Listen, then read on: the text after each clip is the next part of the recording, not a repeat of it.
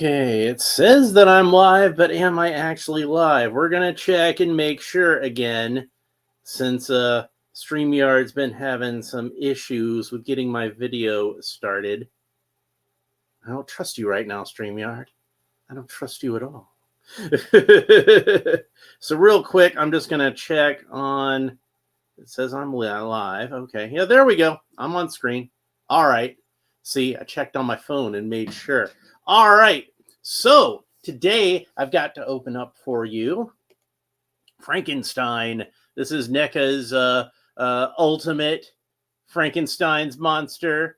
You can see the lovely movie poster artwork. Most of these have movie poster artwork on the front of the box, which as we've seen. But our next episode will be The Invisible Man. And you can see that does not feature movie poster art.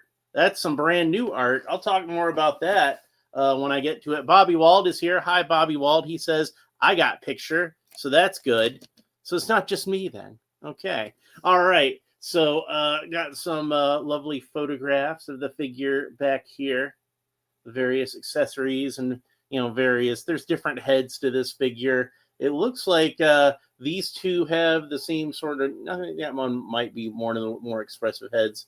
These two have the same neutral head, I believe. Here he's holding some flowers. Here he's chained up. He looks really angry. There's that really angry face. And there's that kind of face. So, and you can see he's very green on the poster artwork, which might be why why people think of Frankenstein's monster as being green. You got Henry Frankenstein over here working on his forbidden experiments, and Elizabeth Lavenza. I don't know if they say what her last name is in this, but she's not Elizabeth Frankenstein yet. And she's all fainted over the bed. And looking at this poster, you see her hair kind of sprawled, kind of cascading down.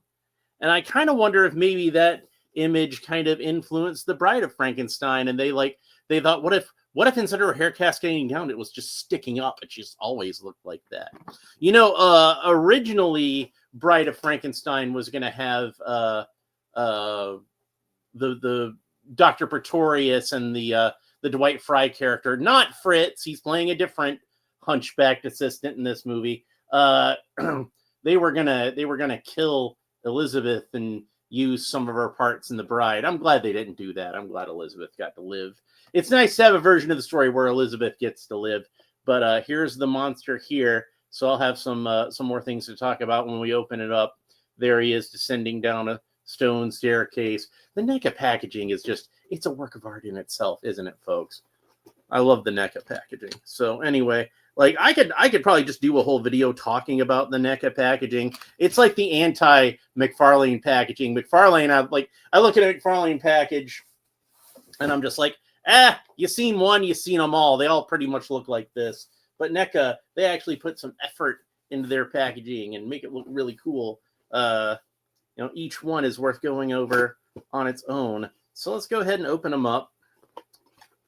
And we got the inner blister here with its own inner blisters. And you can get a closer look at those heads. And we're going to talk more about the skin coloring and everything on these figures later, because I do have some things to say about how they decided to color this figure, and mostly they're positive. Spoiler warning. So let's see. This is not held in by tape. It's just kind of tensioned in there. It's got its own sort of.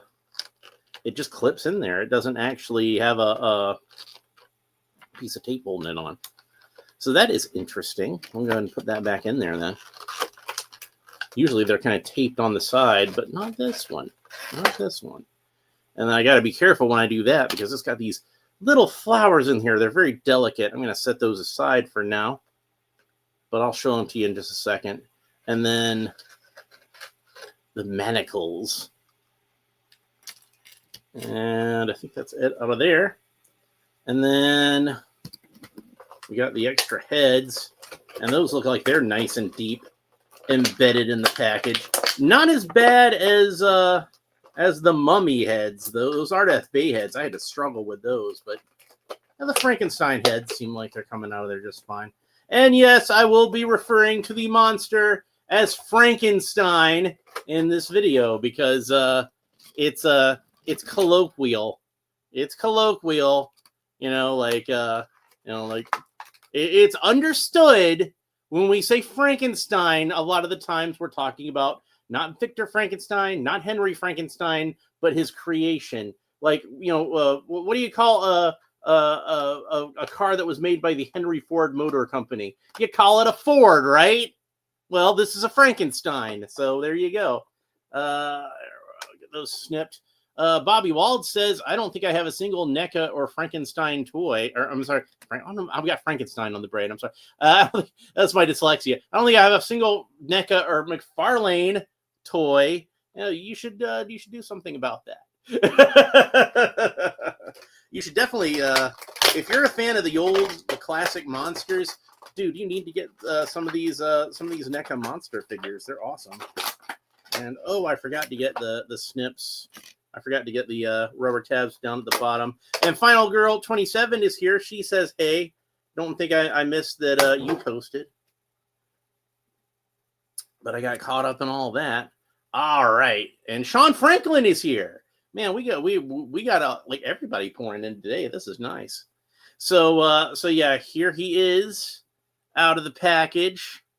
Frankenstein's monster, if you want to be pedantic about it. And who doesn't love being pedantic? So now that we got everything out of the package, I should probably give you guys a shot of the insert. Even the inserts are good. So they got the same kind of staircase. So he can look like he's descending down that staircase inside the box. Isn't that cool? All right. So there's a lot of controversies about Frankenstein's monster, like going back to his name and going back to what color the guy is. Now, if you read the original Mary Shelley, there I said it right. If you read the original Mary Shelley novel, and I have, in that it describes him as having yellowish skin. And in the popular culture, a lot of the times, Frankenstein's monster is shown as having green skin. Now, in fact, when they made the movie, they did color the monster with green makeup, but of course it was a black and white movie. So that doesn't necessarily mean he's supposed to be black and white. After all, in black and white movies, they shot Superman in a brown and gray costume rather than a red and blue costume, but he was indeed supposed to be wearing a red and blue costume. Well, was Frankenstein's monster supposed to be green or not? Sean Franklin asks, have you seen Casper 1995? I have, but it's been a very long time since I've seen it. And, I had a crush on Christina Ricci, like when I was in my teenage years. And I still have a crush on Christina Ricci. I mean, I'm not gonna lie. It's like if Christina Ricci showed up and she's like, "How about it, big boy?" She could literally just come out and ring like a triangle and be like, "Come and get it," and I would be seduced. That she would not have to work hard for that at all. But yeah, the original Casper, I have not seen that in a really long time. That's I think last time I might have watched it might have been when it was on VHS, but I did think it was a good movie at the time, and I was probably going to revisit it sometime in the future, but haven't gotten around to watching it again. But I thought it was a pretty good movie. It was definitely a movie that I think kind of had some influence of Beetlejuice in it. And I love Beetlejuice. So, oh man, I've got a Beetlejuice action figure to open up. I'd almost forgotten about it. Okay, so I'm going to open up the Invisible Man next, and then the next figure after that is going to be Beetlejuice. Oh man, I love Halloween. So we'll have Beetlejuice to open soon.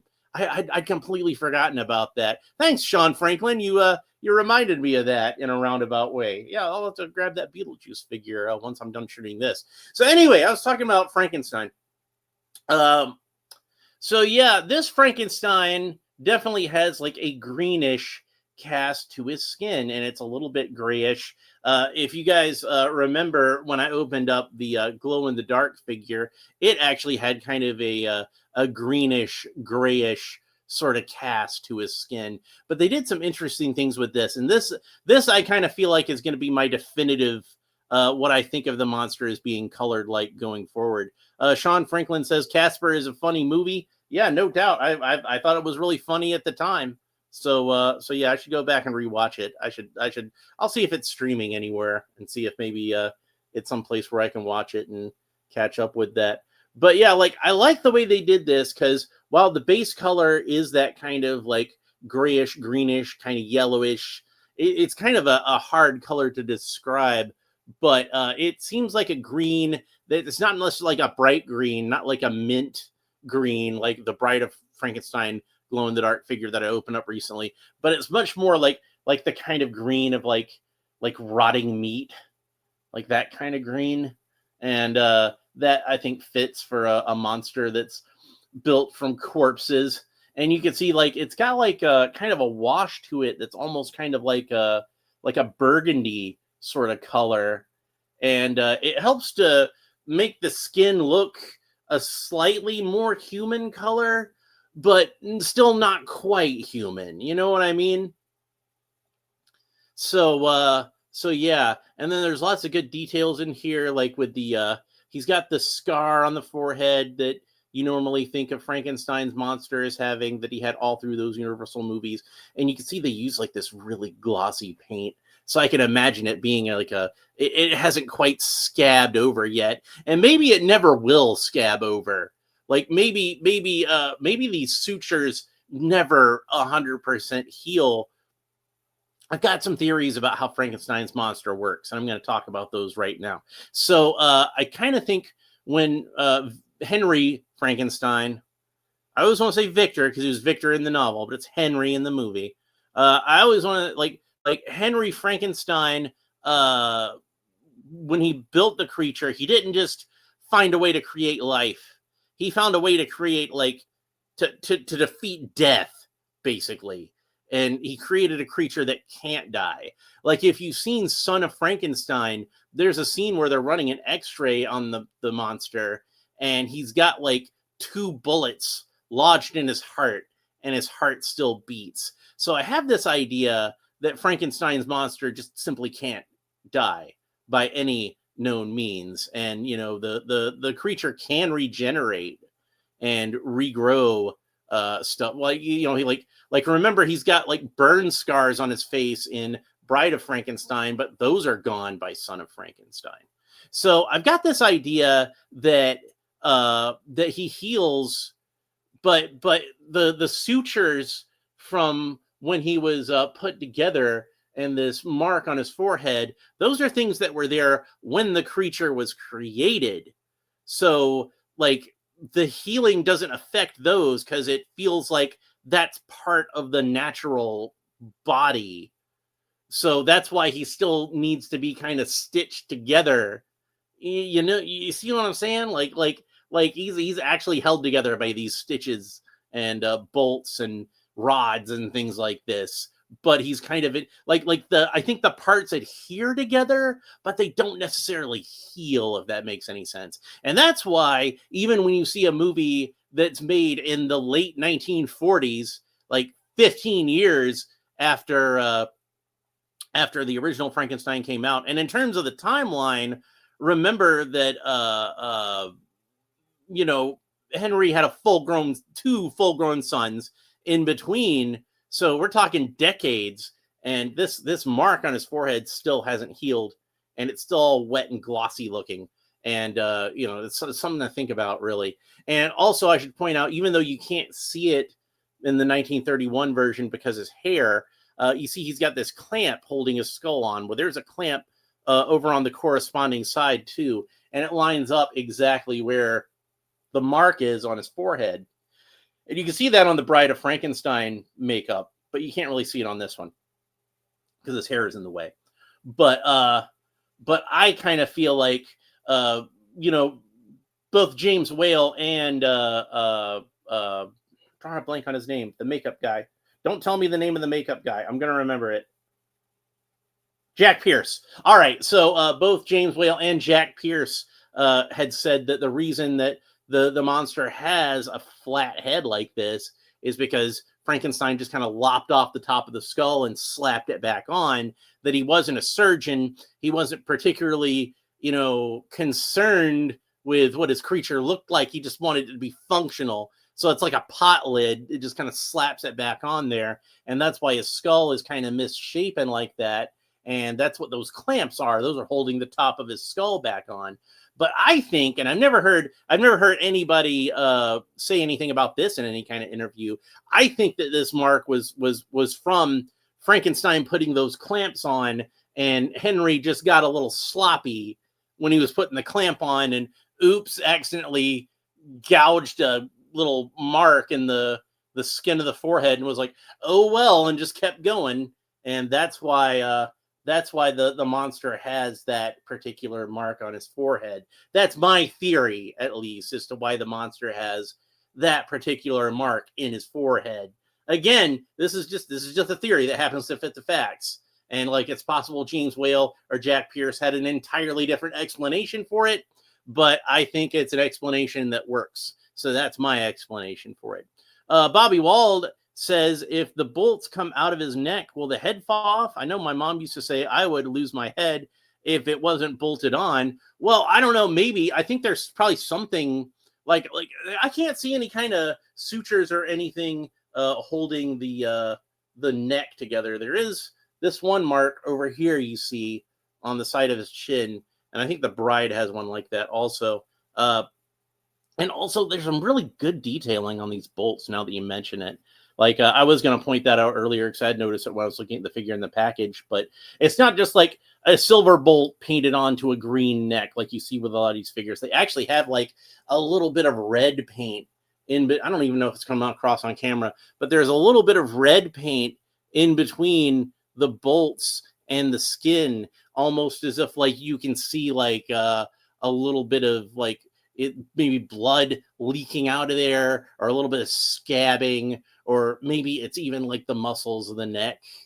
It's a pretty gruesome detail, and I think they did a really good job with it. But yeah, technically this is not supposed to be bolts that hold something together. It's supposed to be little electrodes in which the electricity was induced into the monster by this. I think it's supposed to be a single bolt through his neck, not just little things that are stuck on here. I think it's supposed to be one solid piece that goes all the way through his neck, which also explains why this version of the monster doesn't talk that much. Even if he knows how to talk, maybe it's really irritating to his throat.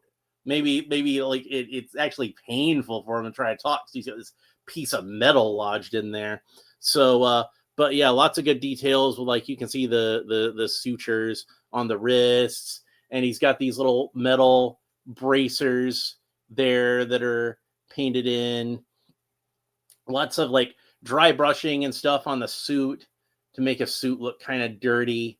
They did a great job with this figure. I'm just saying, this is I opened up the Wolfman not long ago. I've got this Dracula figure. This was the first one I got because, of course, Dracula is my favorite of the Universal monsters, and this might be the best one actually that I've opened of the classic three.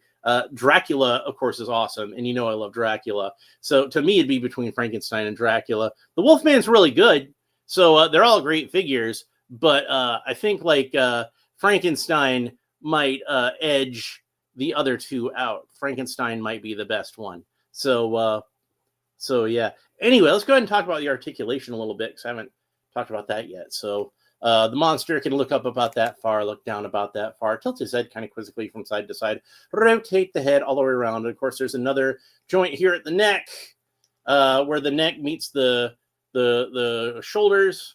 And where the neck meets the head, there's joints there. So it gives you some extra posability. Let's go ahead and have a look at those extra heads, because I almost forgot about those. Well, real quick, look at the extra heads since we're talking about his head. So there's the one where he's got a little bit more of an expression, like that sort of thing. And then we got one where he's just really angry looking. This would be when Igor is tormenting him with the torch. So We'll talk more about the accessories in a little bit, but I did want to get a quick look at those. So, of course, the monster's arms can rotate all the way around at the shoulders, and they can move up at the sides about that far. He's got a single joint of articulation at the elbow, which bends in about that far, a little bit greater than 90 degrees. Neca articulation at the elbow is usually really good. And then that rotates all around, but it's at a little bit of an angle. The wrists, of course, rotate all the way around, and they've got a horizontal hinge, so they can move back and forth like that.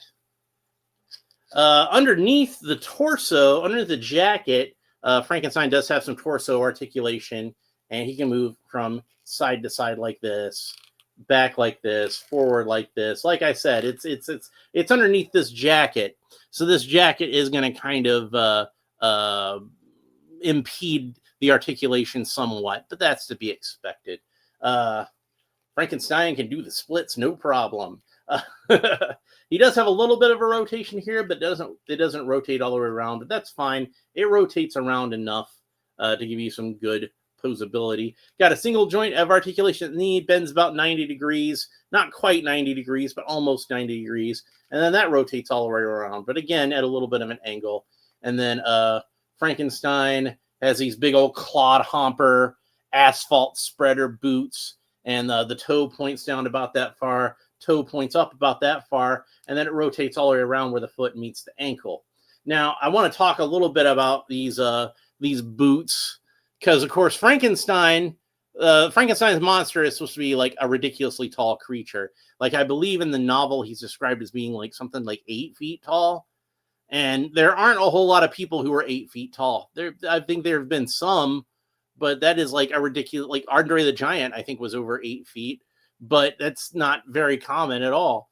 And Boris Karloff was not a particularly tall human being. He was he wasn't a short guy either. He was about of average height. He was like 5'10", which is respectable. I'm 5'10", so don't go trying to say he's short, okay? He's just not tall, okay? But yeah, of course, the famous story of how James Whale cast Boris Karloff in the first place is he saw him in the studio commissary and said, he was dressed quite nicely that day. Boris always liked to say how nicely he was dressed. He thought he looked really good that day. And James Whale, who was looking for somebody to play the monster, approached him and said, said to him, he gave him his number and said to him, I think your face has interesting possibilities. And Boris, who thought he was looking quite good that day, had his feelings kind of hurt when he realized he was being courted to play Frankenstein's monster.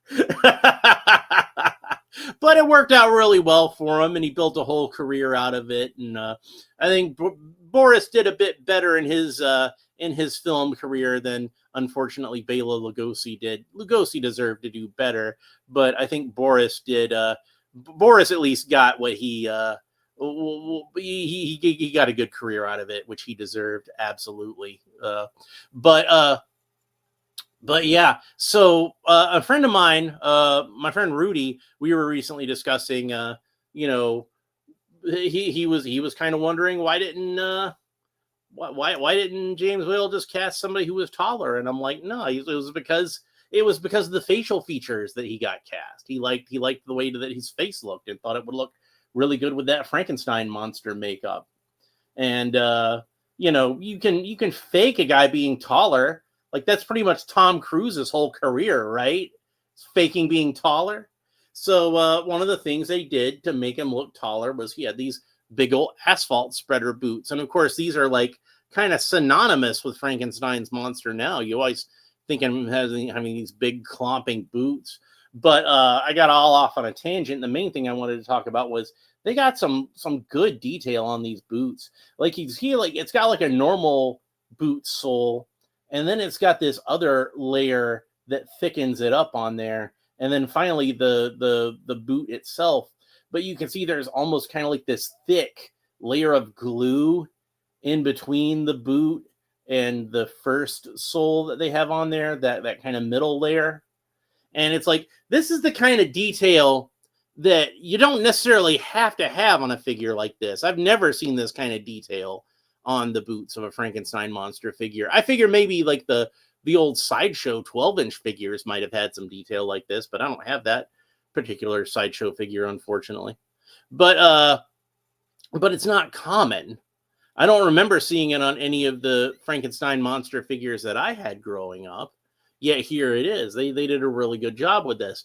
This is the kind of thing that I like about NECA, is they're able to get in a lot of these little details and things like that, and bring out things that we don't necessarily see in action figures a lot of the time, but NECA will bring them in. So let's go ahead and talk about these accessories some, since I haven't really talked about the accessories yet, and usually that's one of the first things I talk about. So we already went over the heads, but I'll go ahead and show off the heads one more time. The heads look great. I love these heads. They did a fantastic job with those. All right, and then we've got these manacles. And man, they make a great, can you hear that over the microphone? It's a great manacle sort of sound. It like, when I can actually move this guy around and it'll sound like that that he's wearing manacles. Like, that's kind of cool. And I think it's not just the chain. It's like the type of plastic they use. It's like a harder plastic than you might imagine. And in fact, to put the manacles onto the creature, you're going to have to pull his hands off.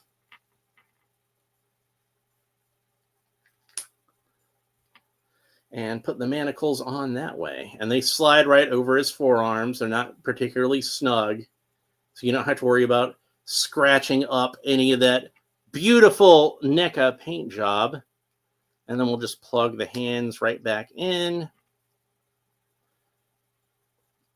And it's interesting, he doesn't have any fists, because you know toy companies like to do fists.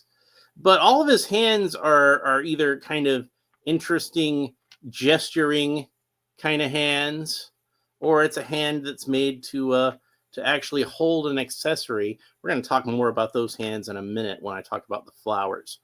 But there he is with the manacles, so we can get a look at those. All right, so now that I've been over that, let's go ahead and talk about some of the other hands and these flowers.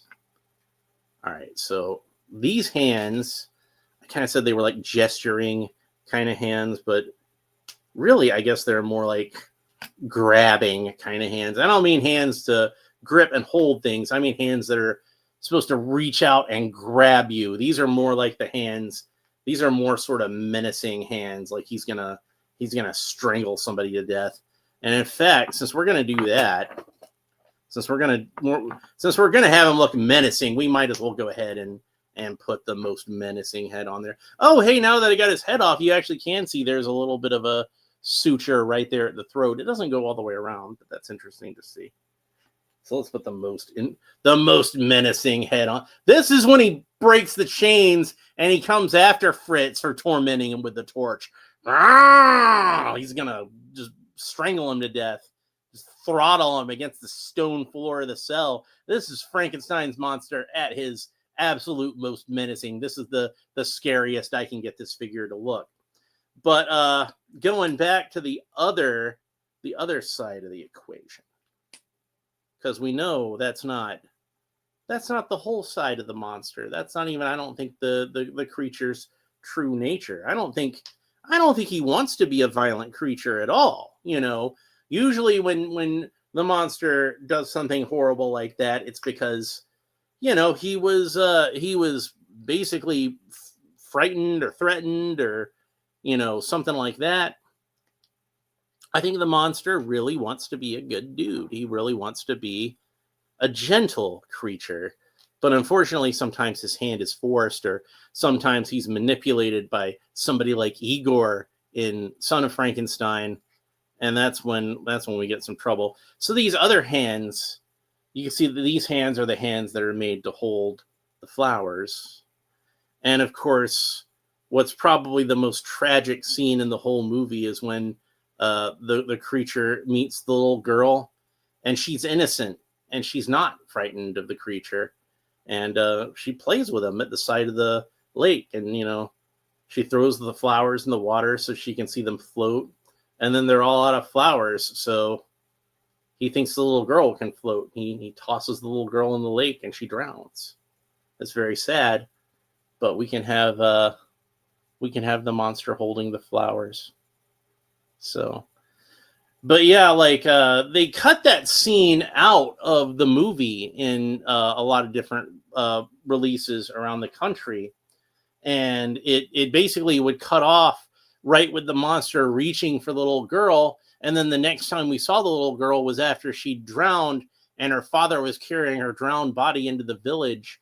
And I don't think they thought through very well what they were doing when they cut the scene like that, because then there's some more unfortunate implications as to what could have happened to that little girl, and your mind starts to fill it in. Whereas in the original version, it's pretty clear what happened. And like I said, the creature is an innocent creature, especially at this point in the story. And he did not mean to hurt that little girl, but he did. And I think that's kind of part of the tragedy of the Frankenstein monster, is even when he's trying to do good and help people, he just brings misfortune to them. And that's something that's in the book as well. If you remember, like him becoming acquainted with that family, with like the blind old man and his children, and he kind of becomes attached to them and wants to do good stuff for them. So he's like chopping wood for them and things like that. And then finally he works up the courage to approach the blind old man when he's on his own, and he makes friends with him. But when the children come back, they just see a monster and they chase him off, and then they run away and hide, and he winds up burning down the cabin, and it's all very sad. But that's the sort of in the book. There's a scene where he actually finds a little girl that is drowning and tries to save the little girl that's drowning, but she's terrified of him, and her father comes by and shoots him in the shoulder because he sees this monster menacing his little girl. That's all he sees. Where instead the monster was trying to save her. But it's almost like, because the creature was created by unnatural means, that he almost is like a magnet for negative karma. And it's not really any fault of his own up until at least a certain point. It's not any fault of his own. I kind of feel like the part where he kills William Frankenstein, and Victor's little brother, I kind of feel like that's where the creature really becomes a monster, sadly. But initially he was like an innocent creature, and just kind of driven to become a monster. And that's the sad thing about the character in the book. And I think James Whale kind of got that across a lot in the two films that he did with the Frankenstein monster. And of course, at the end of Bride of Frankenstein, the monster beckons Henry and Elizabeth to leave the castle before he blows it up, killing himself and the bride and Dr. Pretorius. Well, we think that the monster's dead, but he comes back later. Of course he comes back later. He always comes back. Because like I said, it's a creature that can't die. And that's his curse, is no matter what, he'll always live forever. If you remember in the original Mary Shelley novel, when the creature comes back and finds that Victor Frankenstein is dead and actually mourns for Victor, and he says he's going to carry away Victor and build him a funeral pyre, and then he'll throw himself onto the pyre once his creator is consumed, and allow himself to be destroyed by the flames. I always kind of wondered if the flames even would destroy him. If he's afraid of fire, obviously, but what if the reason he's afraid of fire is because it can burn him, but it still can't kill him? He'll still find a way. I'll still find a way back, one way or another. Maybe that's the real tragedy of the Frankenstein monster, is that he can't die, and he's just always doomed to roam the earth. Hey, Lone Dragon is here right at the end of the episode. I'm so sorry. but it's good to see you. You can go back and watch the rest of it if you want to, but because there's definitely more to watch. But Frankenstein's monster is definitely an impressive action figure, and I'm glad that even though I already had the glow-in-the-dark version, and you know I love that glow-in-the-dark version. I'm glad that I went ahead and finally got the Ultimate edition of the figure. This is definitely a figure that was worth picking up. Frankenstein's monster is one of the greatest characters in our popular culture, and has been ever since Mary Shelley created him. I think like that novel permeated the consciousness, and if anything, the Universal Monsters version of him just took it even further. Like, I guarantee you, I don't care if you're like a literature major or something like that. I don't care, like, if it's even your favorite version of the character. If you close your eyes and I say the word Frankenstein, this guy is the first image that pops into your head. Like, honestly, if you're being honest about it, yeah, this is what you think of. And you can talk about how, like, superior any other version of the character is, but in terms of like his effect on popular culture, it begins and ends with Boris Karloff, if we're being real about it. And I just watched because I've been watching a lot of my good classic monster movies lately, the ones that I enjoy watching. I just watched Curse of Frankenstein last night as I was going to sleep, and I fell asleep like right at the end because I was just kind of chilling while I was watching it. And the last thing I remember as I dozed off was the very end of the movie.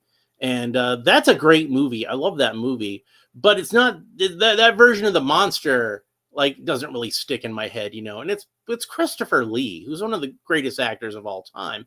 And that was what started his career, was playing the creature. But I don't think they did as good a job with the creature in that as they did with, probably by design. They probably figured they couldn't top Boris Karloff, so why try? And that's probably a big part of the reason why that movie and the movies that follow concentrate much more on Baron Victor Frankenstein than they do on any creature. The only time we see that particular creature is in that particular movie. And then in the subsequent movies, show him creating various other creatures throughout his evil career. But I like seeing more adventures of Victor Frankenstein, independent of his hideous progeny, because especially that version, because he was such a nasty guy. He was a right bastard, that version of Victor Frankenstein. And that's probably one of my favorite versions of the character, but I just love Peter Cushing anyway. So but I really like Henry Frankenstein in the original 1931 version. That's probably the most likable version of Frankenstein. And then the Peter Cushing one is absolutely the most evil. But if you ask me which one is the definitive version of Frankenstein's monster, it's going to have to be the Boris Karloff version, because that's the one that we always think of. And no matter how the monster is interpreted in other adaptations of the novel, other iterations of this creature, Boris is always going to be the one that sticks out in our head most.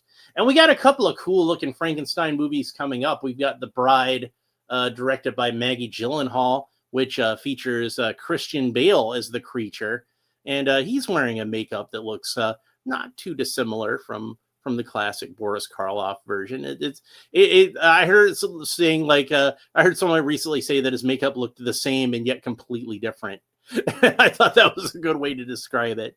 And then, we've got, of course, the Guillermo del Toro version of Frankenstein, which, if there's anybody, like I was just talking about in my last episode when we were talking about the Dark Universe, their big mistake with Dark Universe was not getting Guillermo del Toro right off the bat and being like, hey, you want to be in charge of all this? And then, I don't know, maybe they did and he said no. But once he said no, that's where they should have gone, well, guess we're not doing that. Instead of, well, guess we get the guy who wrote Transformers. But anyway, I love this figure. Definitely worth picking up.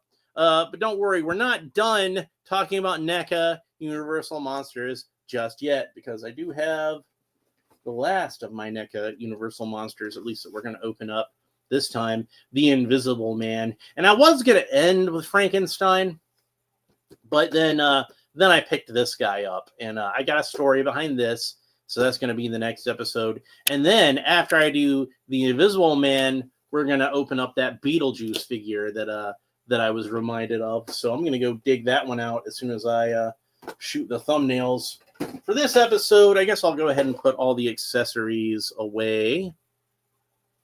So we'll pull the flowers out of his hands, and I'm not gonna use these hands when I display him. I'm gonna use these hands, because those other hands are really more made to hold the flowers. These strangulation hands, those are going to be the hands I leave on this guy. And I like the neutral expression, so I'm going to keep that neutral expression on him. Actually, I'm going to put the hands over here. I'm going to put all these little delicate accessories in the spots that were meant to hold the heads, because there's like holes in here where his arms were through there, and I don't want to lose any of those. So I'm going to put the heads in the regular. They're too big to all through that hole. And that's another reason, like I said, I like to keep these NECA boxes, because they always come with all these little accessories, and I don't want to lose any of them. And speaking of like lots of accessories in with the NECA figures, I'm sure you saw that the Invisible Man has like just a ton of stuff with him. We'll go ahead and do like a little sneak preview of the Invisible Man. So, but you can see there's all these loose bandages. There's lots of extra hands. There's like a little dicky to represent the pajama top, if you want to swap that out with the ascot. There's medical books, science books, advanced chemistry and physics. Several different heads for the Invisible Man, showing various types and stages of wrapping around him.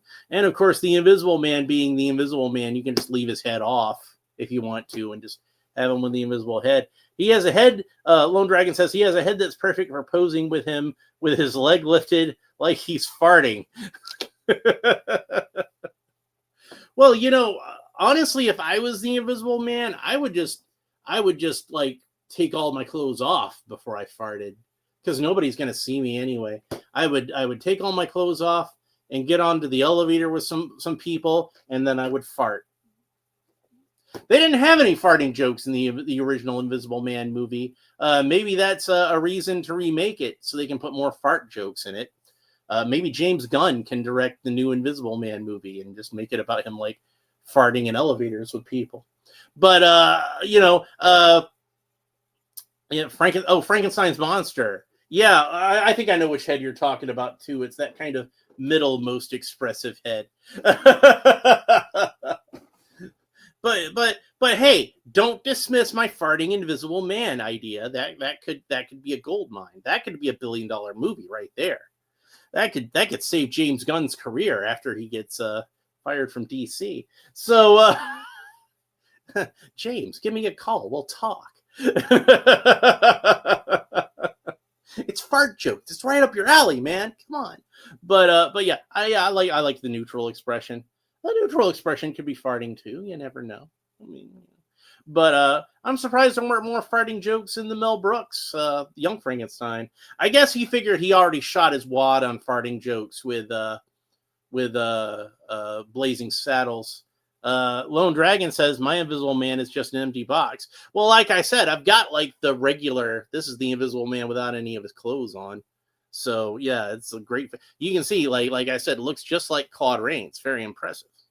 So, but we'll talk more about the Invisible Man on the next episode. But that's it for Frankenstein's monster. I hope you enjoyed this. Yeah, that's how he's going to look on my shelf. That looks cool. I like that look. But thanks for watching. Hope you enjoyed it. If you did, please make sure that you like and subscribe and all the fun YouTube stuff down below. Leave a comment and let me know what you think about Frankenstein's monster, both this figure specifically and the character in general. And you can talk about like any version of Frankenstein's monster you want to, not just the Boris Karloff one. Go all the way back to the Mary Shelley. Talk about how excited you are about Guillermo del Toro or the Bride movie that Maggie Gyllenhaal's making, because those both look pretty good. I'm excited about those. Other Frankenstein movies over the years that I've enjoyed. I already talked about. I liked Curse of Frankenstein. The so-called Frankenstein, the True Story TV movie that they did in the 1970s. I think that's a pretty good version, but it takes a lot of its own liberties. It's really not any closer than any of the other ones if you think about it. So maybe in some ways it is, but in a lot of other ways it goes just as far astray. So that might be a fun movie to talk about sometime. Do a video talking about that. I haven't really done a whole lot of videos lately that were talking about anything but action figures, so it might be fun to do some more where I talk about some movies and whatnot. But anyway, next episode of The Invisible Man. After that, Beetlejuice. We're still doing some Halloween oriented figures this month, so I'll probably have some other ones to fit in, maybe some Masters of the Universe, and then I got we're going to take a little bit of a break when we get to October 21st, because I want to open up Marty McFly on October 21st. Great Scott. Yeah. So we got that one. And then November 5th, I'll be opening up Doc Brown. So I'll have both of those figures to open up. And I got a couple of other surprises. I've got a couple of figures that I'm considering to be my last of my Halloween theme, the thing that I use to close it out. But I'm not sure which one I'm going to pick yet. So I guess we'll see. So anyway, but that's it for this episode. Hope you enjoyed it. We will talk to you next time. Bye.